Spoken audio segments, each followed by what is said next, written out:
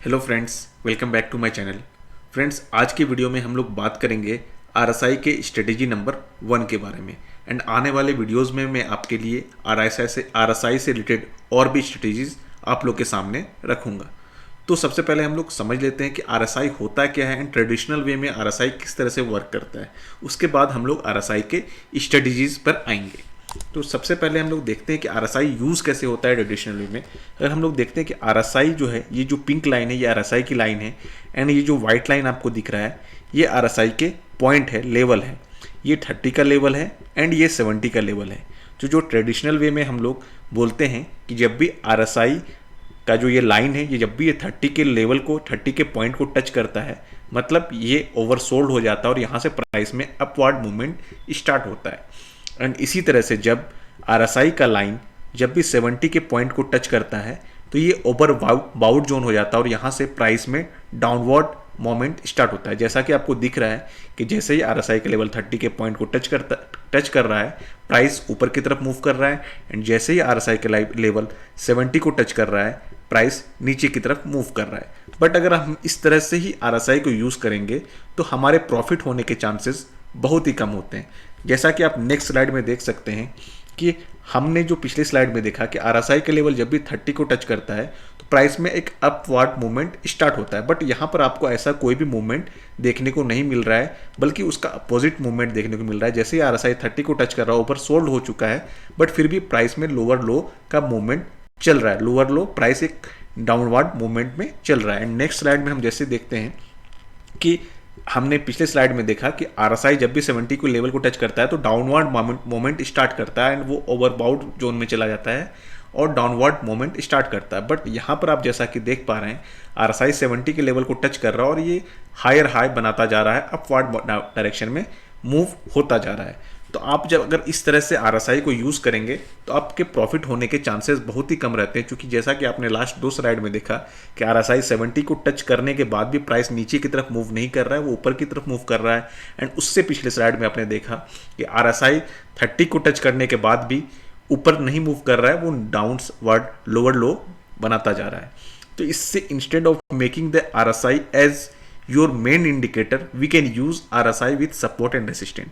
हम लोग आरएसआई को मेन इंडिकेटर के बदले इसे हम लोग एज ए सपोर्ट रेसिस्टेंट के साथ अगर हम यूज़ करते हैं तो आपके प्रॉफिट होने के चांसेस ज़्यादा हो जाते हैं। तो मैं आपको जो आरएसआई का जो स्ट्रेटेजीज है उसमें यही पॉइंट डिस्कस करने वाला कि हम लोग सपोर्ट एंड रेसिस्टेंट को आरएसआई के साथ किस तरह से मिक्स करके हम लोग इसे यूज़ कर सकते हैं। एंड फ्रेंड्स, अगर आपको हमारे ट्रेनिंग प्रोग्राम में ज्वाइन करना है जिसमें मैं हर तरह की चीज़ें आपको सिखाता हूँ, तो ये 12 दिसंबर को स्टार्ट हो रहा है। आप मुझे व्हाट्सअप कर सकते हैं, व्हाट्सअप में मैं मैसेज करके आप अपने सीट को बुक कर सकते हैं। एंड जैसा कि फ्रेंड्स आरएसआई के स्ट्रेटजीज में हम लोग आ चुके हैं, तो आपको जैसा कि मैंने बताया कि आरएसआई को हम लोग को अब सपोर्ट एंड रेसिस्टेंस की तरह यूज़ करना है, सपोर्ट एंड रेसिस्टेंस के साथ यूज़ करना है। तो जैसा कि आप ये चार्ट देख रहे हैं, इसमें आपको दिख रहा है कि ये इसी लेवल से प्राइस जो है 2 बार ऑलरेडी टच कर चुका है। अगर आप इस लेवल को देखते हैं तो यहाँ पर जो है प्राइस ऑलरेडी 2 बार टच कर चुका है। तो अगर हम इसे थोड़ा आगे मूव करके हुए देखते हैं, देखिए प्राइस जो है फिर इसी लेवल पर आया और ये हमारा एक तरह से सपोर्ट लेवल है, क्योंकि प्राइस 1 बार एंड 2 बार इसी लेवल को टच कर चुका था एंड तीसरी बार भी इसी लेवल को टच किया एंड इसी पॉइंट पर आरएसआई जो है 30 के लेवल को भी टच कर रहा है। तो आरएसआई जब 30 के लेवल को टच कर रहा है विथ हमारे पास एक सपोर्ट का भी रेफरेंस है, सपोर्ट है यहाँ पर, एंड आरएसआई भी 30 के लेवल को टच कर रहा है, तो यहाँ पर आप बाइंग कर सकते हैं। और देखते हैं कि आपको आगे वाले स्लाइड में अगर देखते हैं तो दिख रहा है कि प्राइस में एक अपवर्ड मूवमेंट स्टार्ट हो गया। तो इस तरह से आप जो है आरएसआई को as a support and resistance के टर्म में आप यूज़ कर सकते हैं। जैसा कि आपको दिख रहा है कि प्राइस ने 1 बार सपोर्ट लिया, दूसरा बार सपोर्ट लिया एंड तीसरा बार जिस तरह से जब सपोर्ट लेने आया और उसी सपोर्ट एरिया के पास आरएसआई 30 के नीचे जाकर फिर ऊपर की तरफ क्रॉस हुआ और देखिए प्राइस में आप यहाँ पर अगर बाय करते हैं तो आपको देखिए अच्छा खासा यहाँ पर प्रॉफिट होता है।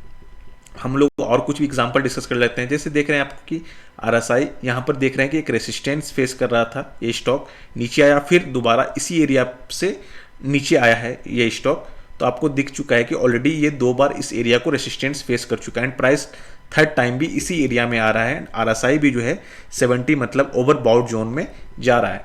तो यहाँ पर यहाँ पर अगर कोई भी हमको रिवर्सल पैटर्न मिलता है तो हम लोग यहाँ पर देखिए सेल करेंगे, और देखिए प्राइस जब 70 के लेवल को टच किया, देखिए प्राइस में यहाँ डाउनवर्ड मूवमेंट स्टार्ट हो गया, क्योंकि हम लोग जो यहाँ पर सपोर्ट एंड रेसिस्टेंस का हेल्प लेकर यहाँ पर प्राइस को ट्रैक करें, और देखिए प्राइस में कितना शानदार डाउनवर्ड मूवमेंट आ गया। क्योंकि ये जो है रेसिस्टेंस का एरिया था, इस एरिया पर 2 बार ऑलरेडी स्टॉक ने रेसिस्टेंस फेस किया था, और जब इसी एरिया पर आया और यहाँ पर मुझे RSI का भी सपोर्ट मिला कि RSI 70 के आसपास आया और वहाँ से रिवर्स हुआ, तो यहाँ पर अगर आप सेल करते हैं तो आपको अच्छा खासा प्रॉफिट देखने को मिलता है। सेम इस तरह से फ्रेंड्स, अगर मैं यहाँ पर आपको और भी एक लेवल ड्रॉ करके दिखाऊँ कि प्राइस इस एरिया पे एक बार रेसिस्टेंस फेस कर रहा था, जैसे इस एरिया को ब्रेक किया, प्राइस इसी एरिया को देखिए फिर एक एज ए सपोर्ट यूज करने लगा। फर्स्ट टाइम इसने एक रेसिस्टेंस फेस किया, एंड नेक्स्ट टाइम देखिए इस रेसिस्टेंस को ब्रेक होने के बाद ये एज ए सपोर्ट यूज किया, एंड नेक्स्ट बार जैसे ही इस सपोर्ट के पास आया एंड RSI जैसे ही 30 के लेवल को टच किया, देखिए प्राइस में अपवार्ड मूवमेंट स्टार्ट हो गया। तो आपको दिख रहा है कि सपोर्ट एंड रेसिस्टेंस के साथ जब हम RSI को यूज़ करते हैं तो आपको सक्सेस होने की प्रोबेबिलिटी बहुत ज़्यादा हो जाती है। एंड अगेन हम लोग और नेक्स्ट एग्जांपल में और भी देखते हैं। देखिए ये भी एक रेसिस्टेंस एरिया हुआ करता था, इसका ब्रेकआउट होता है, एंड देखिए फिर इसको एक सपोर्ट की तरह यूज़ करता है, एंड जब देखिए RSI फिर से यहाँ पर 30 के लेवल को टच करता है, एंड ये जब ये सपोर्ट एरिया को फिर से टच करता है, देखिए प्राइस में एक अपवर्ड मूवमेंट स्टार्ट हो जाता है। तो आपको दिख रहा है कि आपको देखिए यहाँ से कितना पॉइंट का मूवमेंट मिल जाता है। तो आप इंट्राडे में, स्विंग ट्रेडिंग में अगर इंट्राडे आप करते हैं तो आपको छोटा टाइम फ्रेम रखना है, 5 से 15 मिनट का टाइम फ्रेम रखना है। अगर आप स्विंग ट्रेडिंग करते हैं तो 30 मिनट से 4 आवर का टाइम फ्रेम आप रख सकते हैं। तो इस तरह से अगर आप सपोर्ट एंड रेसिस्टेंस के थ्रू इस RSI को यूज़ करेंगे तो आपके सक्सेस होने की प्रोबेबिलिटी ज़्यादा है। तो फ्रेंड्स, आने वाले वीडियो में मैं RSI से और भी रिलेटेड और भी सक्सेस होने वाले ट्रेड्स, ऐसे स्ट्रेटेजी जो सक्सेसफुल हो इंट्राडे या स्विंग ट्रेडिंग, सब में उस तरह के RSI की स्ट्रेटेजी में आने वाले वीडियोस में आप लोग के सामने रखूंगा। ओके फ्रेंड्स, फिर मिलता हूं, तब तक के लिए टेक केयर, बाय बाय।